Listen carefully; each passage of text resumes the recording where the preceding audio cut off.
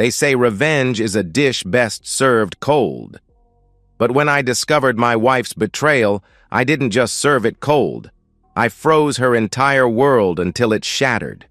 This is the story of how I went from a trusting husband to a man who burned his wife's designer clothes on the front lawn while her career, her lover, and her future crumbled to ash. Some might call me ruthless. Others might call me justified. My name is Adrian Ross, and 4 years ago, I thought I'd found everything I was looking for. I met Vanessa Carter at a mutual friend's dinner party, one of those forced social gatherings where everyone pretends to be more interesting than they actually are, but she was different. While everyone else droned on about their careers, she laughed at the absurdity of it all. That laugh drew me in like gravity. I was 30 then, already established. Senior software engineer pulling in $140,000 a year. I'd bought my house 2 years earlier, a 3-bedroom colonial in a good neighborhood, something my father would have been proud of. Always protect what's yours, son, he used to say before cancer took him. Build your fortress before you invite anyone inside. Vanessa was 28, a marketing manager with energy that filled every room she entered. Where I was methodical and quiet, she was spontaneous and magnetic. She'd touch my arm when she talked, lean in close like we were sharing secrets. Within 6 months, I was proposing with my grandmother's ring. The first 2 years of marriage were everything I'd imagined. We traveled. Iceland in winter, watching the northern lights dance while she shivered against me, Japan in spring. Her taking 1,000 photos of cherry blossoms while I just watched her, amazed this woman chose me. Sunday mornings became our ritual. Coffee, crossword puzzles, her feet in my lap while rain drummed against the windows. Should we start trying for kids? I asked one morning. Soon, she'd say, kissing my forehead. Let me establish my career first. We have time. I believed her. I was patient by nature. Debugging code teaches you that. Problems reveal themselves if you wait and watch. 18 months ago, everything shifted. Her promotion to senior marketing manager came with longer hours, weekend strategy sessions, occasional travel. I'd cook dinner while she sat on the couch, laptop burning her thighs, scrolling through PowerPoints. Our bedroom became a place for sleep, nothing more. I'm exhausted, Adrian, became her refrain. This is temporary. Once things settle, but things didn't settle. 10 months ago came the bigger promotion, marketing director. Her new boss was Derek Hammond, 41, divorced, VP of marketing. She came home that first week glowing like I hadn't seen in months. He's brilliant, Adrian, she gushed. Demanding, but brilliant. I'm learning so much. I met Derek at the company holiday party 6 months ago. Expensive suit that screamed compensation, handshake too firm, smile that never reached his eyes. When Vanessa laughed at his joke, something stupid about quarterly projections, his hand found the small of her back. His eyes lingered on her a second too long, like a predator marking territory. I don't like him, I said in the car afterward, watching her check her phone for the 5th time. She rolled her eyes. You don't like anyone from my work. This is different, I insisted. There's something off about him. You're being paranoid, she dismissed. But paranoia is just pattern recognition wearing a suspicious coat. And the patterns were screaming. Business trips that required new lingerie late-night texts that made her smile in ways I'd forgotten existed. Hair appointments before every trip, nails done, legs waxed. The credit card charges at restaurants I'd never heard of, always during lunch, always for 2. 2 weeks ago, she announced another trip. 4 days in Dallas with Derek for a major client presentation.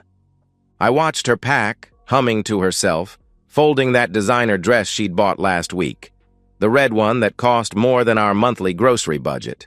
I'll miss you, she said, kissing me goodbye at the airport. The kiss tasted like lies. I watched her roll her suitcase into the terminal, already pulling out my phone. The contact I'd saved 3 weeks ago stared back at me. Raymond Cole, private investigator. Time to find out exactly what my wife was doing in Dallas. The drive home from the airport felt like swimming through molasses. Every red light stretched into eternity, my hands gripping the steering wheel until my knuckles went white. I'd already met Raymond Cole 1 week earlier. Former cop, 15 years on the force before going private. His office smelled like cigarettes and broken marriages. "I need to know the truth," I'd told him, sliding Vanessa's photo across his desk. "And if she's cheating, I need evidence. Bulletproof evidence." "Court admissible?" he'd asked. "Destroy her in court admissible," I'd answered.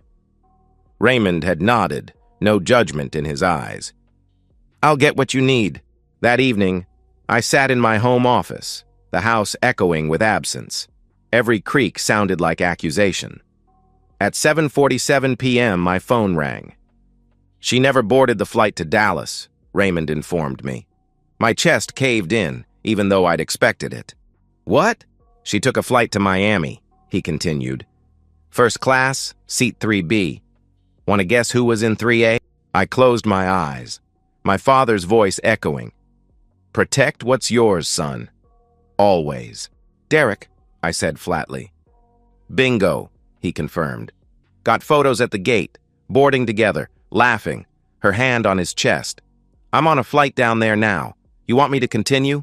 "Get everything," I ordered. "Whatever it costs." The next 3 days were torture. I went to work, attended meetings, wrote code, all while my phone sat like a live grenade on my desk. Raymond's updates arrived in devastating increments. Day 1, 8:43 p.m. Photos of them at a beachfront restaurant. Candlelight. Her dress, the red one. Derek feeding her dessert from his fork, her lips closing around it while staring into his eyes, the way she used to look at me. Day 2, 11:15 a.m. Walking into the Fontainebleau Hotel, his hand on her lower back, guiding her. The lobby security footage Raymond somehow obtained showed them checking in together, one room. The honeymoon suite. Day 2, 7:22 p.m. Video from the beach, sunset. Them kissing with an intensity that made bile rise in my throat. His hands in her hair, her leg wrapping around his tourists walking past, oblivious to my world ending in 1080p resolution. Day 3, 9:15 a.m., emerging from the same room, her hair messy, wearing his shirt. The satisfied exhaustion on her face that I hadn't seen in over a year. I studied each image with clinical detachment, the same way I'd debug critical system failures. Isolate the problem, understand parameters, formulate solution. "I need more," I told Raymond when he called. "Adrian, this is already enough," he started. "I need something that will destroy her," I interrupted. "Video from inside the room, audio, something that leaves zero doubt, zero room for her to spin this." Raymond paused. "That's complicated, expensive, possibly illegal." "I don't care about the expense," I said coldly. "As for illegal, you told me you have contacts, hotel staff, security. Make it happen. If I do this, you never tell anyone how you got it," he warned. "Done," I agreed. 3 days later, an encrypted email arrived. One video file, 18 minutes, 43 seconds. I sat in my darkened office, bourbon in hand, and pressed play. Hotel room footage, high definition, crystal clear audio, everything. Her telling Derek she loved him saying he'd leave his wife after the quarterly reports were done. Her laughing, saying I was sweet but boring. The intimate moments afterward that she'd stopped sharing with me months ago. Things she'd claimed she was too tired for. I watched it once. My face remained stone, but inside, something fundamental broke and reformed into something harder. Colder. When it ended, I closed the laptop and made a phone call. "Patricia Thornton," a crisp voice answered. "Ms. Thornton, I need a divorce attorney," I stated. "The kind that leaves nothing standing." "How bad is it?" she asked. "Adultery, video evidence. I want her obliterated." Patricia's voice turned sharp, eager. "Bring everything tomorrow. We'll destroy her." I poured another bourbon and opened my banking app. Joint checking, $47,000. Joint savings, $63,000. Vanessa's flight home was in 4 days. She had no idea the war had already begun, and she'd already lost. I called in sick for 2 days. Family emergency, I told my manager. Technically true. I was handling the emergency of excising a cancer from my family. Vanessa's texts arrived like clockwork, each one a fresh insult to my intelligence. Meetings are brutal. Miss you, baby. Derek is pushing us so hard, can't wait to be home. Presentation tomorrow. Wish me luck.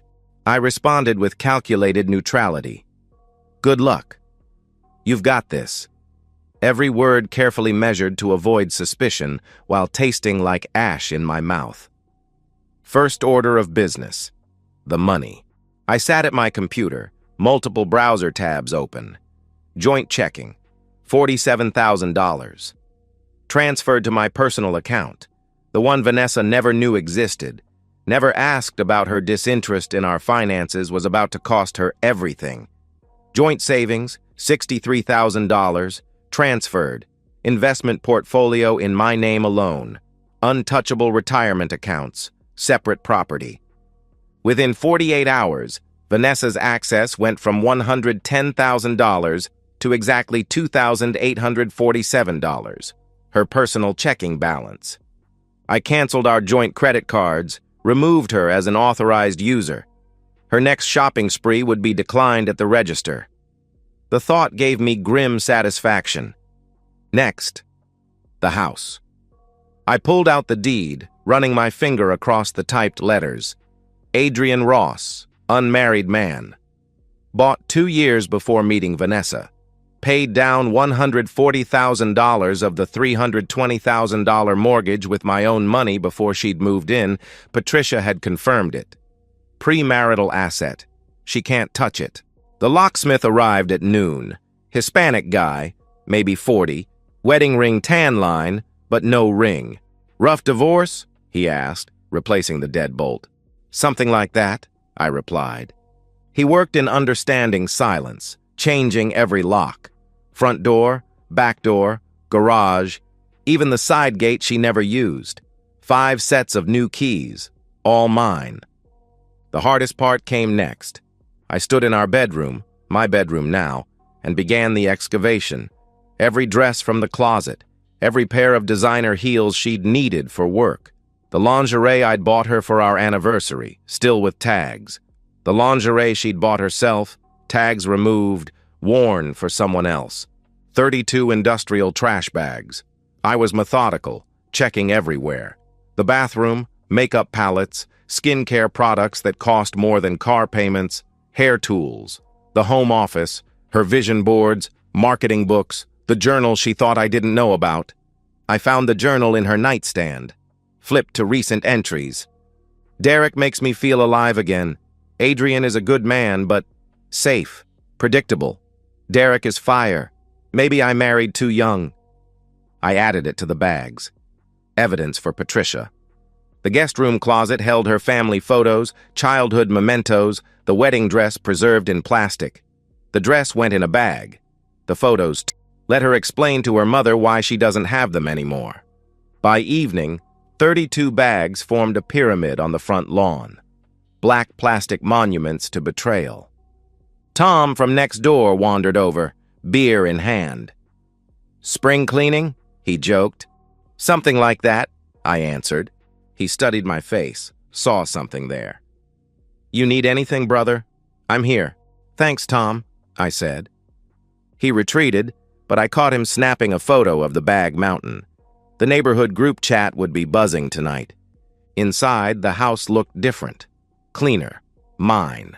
Every trace of her erased like debugging bad code. Identify the error, remove it, compile again. Patricia called at 9 p.m. "Papers are ready. Process server is scheduled." "She lands Friday at 3 p.m., I informed her. "I want her served at my doorstep, 4:30 p.m. "You sure about this?" she asked. "Once we serve papers with adultery grounds?" "I'm sure," I interrupted. "She brought Derek into our bed, Patricia. Maybe not literally, but she brought him into our life. Now she can deal with the consequences. The video evidence? You're prepared for that to potentially become public record? She warned. I'm counting on it, I replied. After hanging up, I stood at the window, staring at the bag mountain. Vanessa texted again. Presentation went amazing. Derek says I killed it. Celebrating tonight, then flying home tomorrow. Can't wait to celebrate with you too. I typed back, great. Then I set an alarm for Friday, 4 p.m. The label read, Judgment Day. I walked upstairs to sleep in a bed that finally felt clean. Friday arrived with unusual clarity. No clouds, no ambiguity, just hard sunshine and harder truths. At 4:15 p.m., I stood at the living room window like a sniper in position. The bag mountain had shifted overnight, some tipping over, clothes spilling onto grass like entrails. Perfect. My phone buzzed. Landed. Be home in 20. Miss you. I didn't respond. My heart hammered against my ribs, but my hands remained steady. 10 days of preparation for 20 minutes of execution. At 4:27 p.m., her silver Lexus pulled into the driveway. She emerged still on the phone, laughing. That beautiful laugh now poisonous to my ears, the red dress. Of course she wore the red dress home. She took 3 steps toward the house before freezing mid-laugh. Her eyes swept across the lawn. Once, twice. The phone slowly lowered from her ear. I could see her mouth forming the word, what, but no sound emerged. She dropped her suitcase and ran to the nearest bag, designer heels sinking into grass. Ripped it open. Her clothes hemorrhaged out. The anniversary dress, the Christmas shoes, the lingerie. Adrian! The scream shattered suburban peace.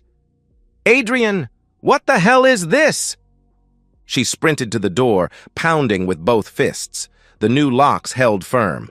Adrian, open this door right now, she screamed. This isn't funny. Through the peephole, I watched mascara already streaming. Behind her, a man in a gray suit approached with practiced calm. Vanessa Carter Ross? He asked. She spun, rabid. Who the hell are you? He extended the manila envelope. You've been served. Her hands shook as she tore it open. I watched her eyes scan, watched the exact moment comprehension hit. Petition for dissolution of marriage. Petitioner, Adrian Ross. Grounds, adultery. She staggered, grabbing the porch rail. No, no, no, no. The process server was already retreating. Vanessa turned back to the door, pounding harder, her voice breaking into fragments. Adrian, please, let me explain, she begged. It's not what you think. I slid the window open 6 inches, appeared like a ghost in glass. Don't contest it, Vanessa, I said calmly. Adrian, baby, please, we can talk, she started. I have video, I interrupted, my voice on autopilot calm. 18 minutes, you and Derek, Miami, the Fontainebleau, room 417, Tuesday night, Wednesday morning, Thursday afternoon. Her knees buckled.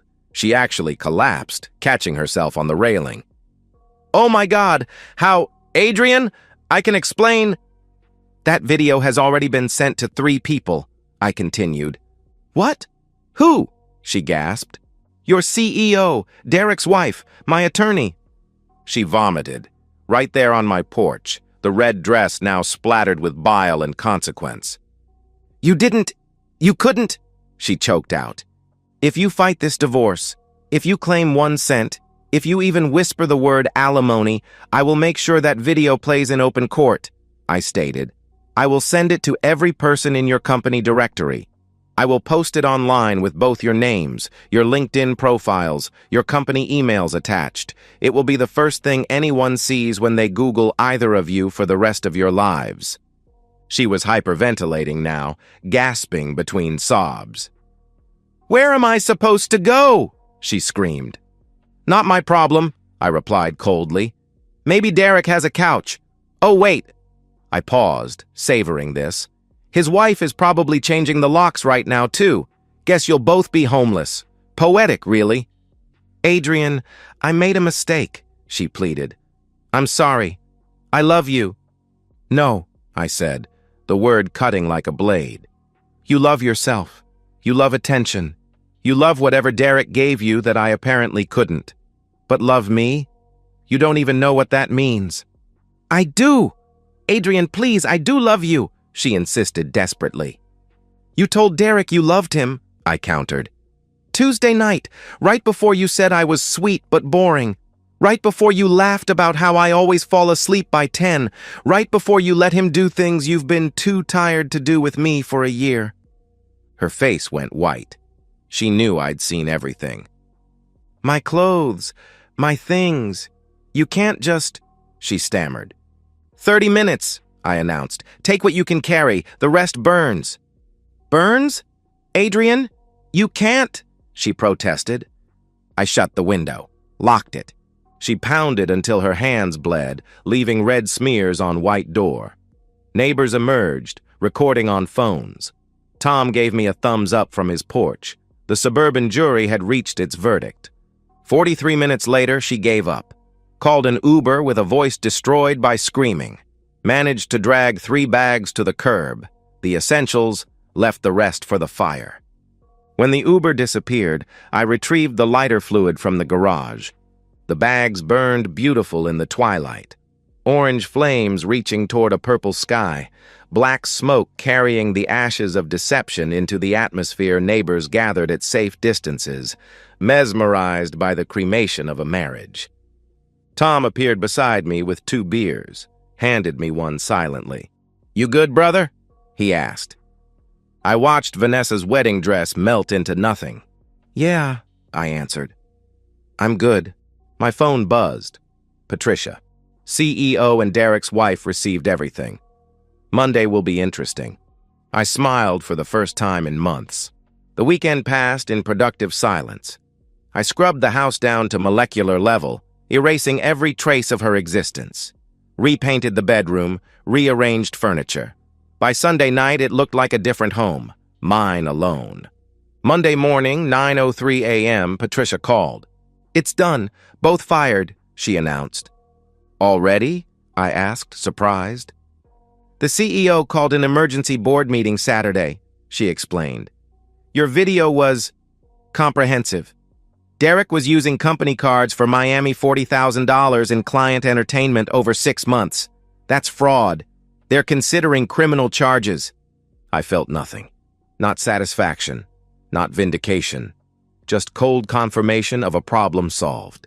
"And Vanessa?" I pressed. "Terminated for violation of company ethics policy," Patricia reported. "Relationship with a supervisor, misuse of company resources.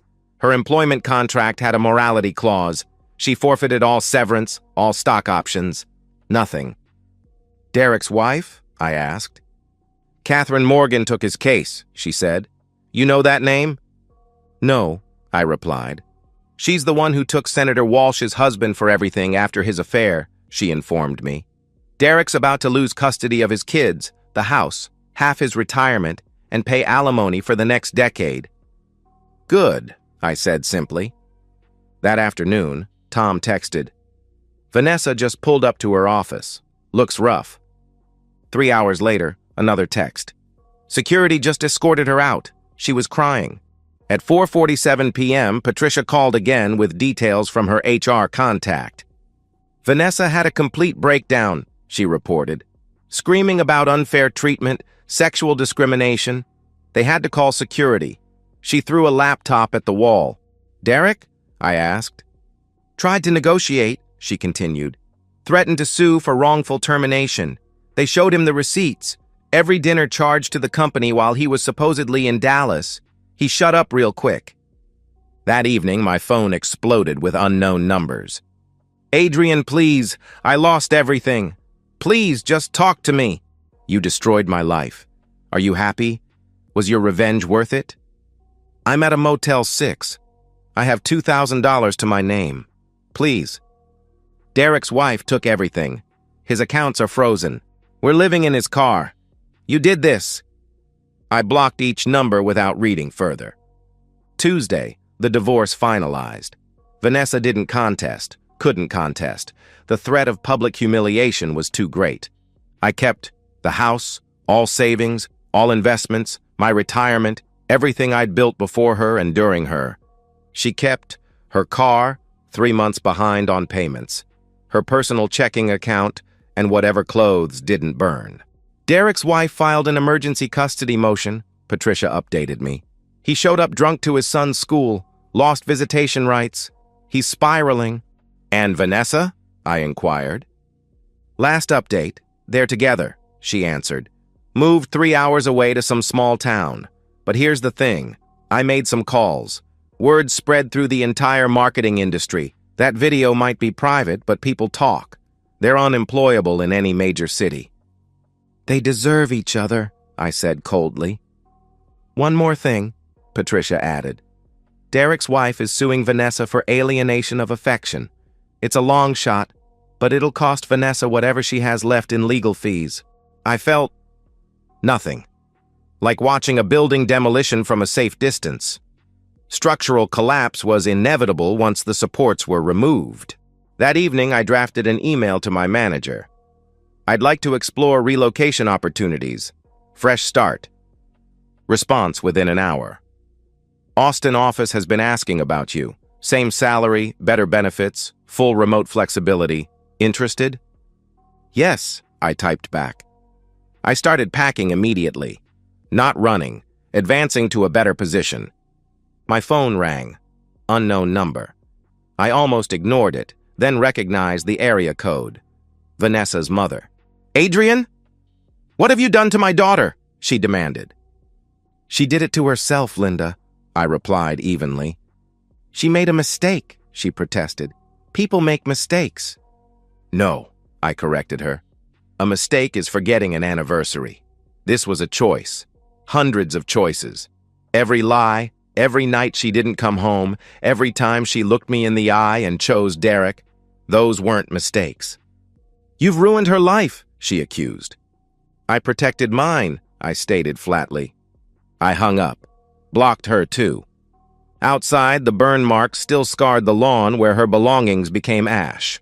Tomorrow, new sod. Next week, new state, new life. My father was right. Protect what's yours, always. 6 months later. I stand on my downtown Austin balcony, 23rd floor, watching the sun paint the city gold. The condo is everything the suburban house wasn't. Modern, minimal, mine alone. Sold the house for $450,000. After paying off the remaining $180,000 mortgage, I walked away with $270,000. Combined with my saved assets, $680,000 net worth at 35. The new job is better. $160,000 salary, equity options, actual work-life balance. I code from home, walk the river trail at lunch, climb at the gym where nobody knows my past.